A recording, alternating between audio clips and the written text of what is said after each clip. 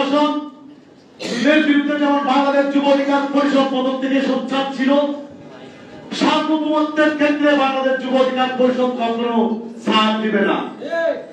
আমরা বিন্দুমাত্র ছাড় দিব না।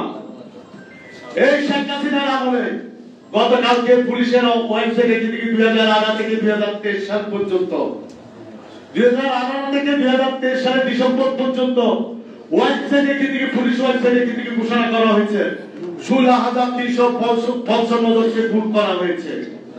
তবে কি মানবাধিকার কমিশনগুলো কোথায় ছিল?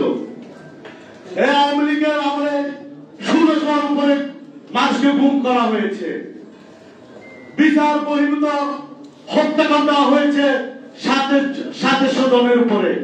তখন মানবাধিকার কোথায় ছিল? আমি স্পষ্ট বলতে চাই, এই আওয়ামী লীগ শাসন আমলে যারা হত্যাকাণ্ডের সাথে জড়িত ছিল, ওই সময় যারা মানবাধিকার কমিশনের দায়িত্বে ছিল, তাদেরকে বিচারের আওতায় আনতে হবে। এবং তার সাথে সাথে আওয়ামী লীগকে চরম মাত্রায় মানবাধিকার লঙ্ঘনের জন্য এবং জুলাই আগস্টে গণহত্যার জন্য তাকে নিষিদ্ধ করতে হবে।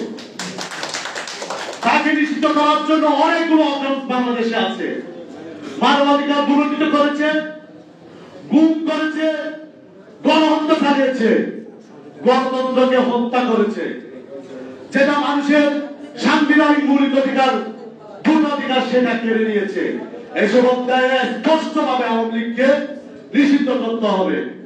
যতক্ষণ আওয়ামী লীগকে নিষিদ্ধ করা হবে না, বাংলাদেশ যুব অধিকার পরিষদ এবং গণ অধিকার পরিষদ রাজপথে তাদের সুচ্চার ভূমিকা পালন করবে। বাদী আগ্রাসন এবং আধিপত্যবাদের বিরুদ্ধে আগামী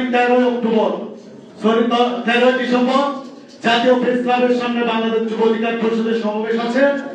আপনারা যারা সার্বভৌমত্ব, মানবাধিকার রক্ষা এবং স্বাধীনতার ক্ষেত্রে একাত্মতা, তারা অবশ্যই এই আধিপত্য বিরোধী সমাবেশে উপস্থিত থাকবেন। সবাইকে বাংলাদেশ যুব অধিকার পরিষদের সমাবেশে উপস্থিত থাকার জন্য বিনীত অনুরোধ করে আমার বক্তব্য শেষ করলাম। আসসালামু আলাইকুম।